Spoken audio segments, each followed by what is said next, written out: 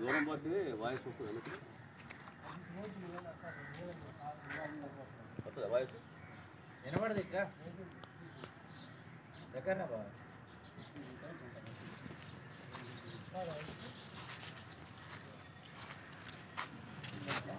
ఓకేనా. నా పేరు మచ్చా రామారావు, సిపిఎం పార్టీ మండల కార్యదర్శి. చర్ల అంబేద్కర్ నగర్లో ఉన్నటువంటి డ్రైనేజీ వ్యవస్థ దాని మీదుగా మాట్లాడటం కోసం వచ్చాము.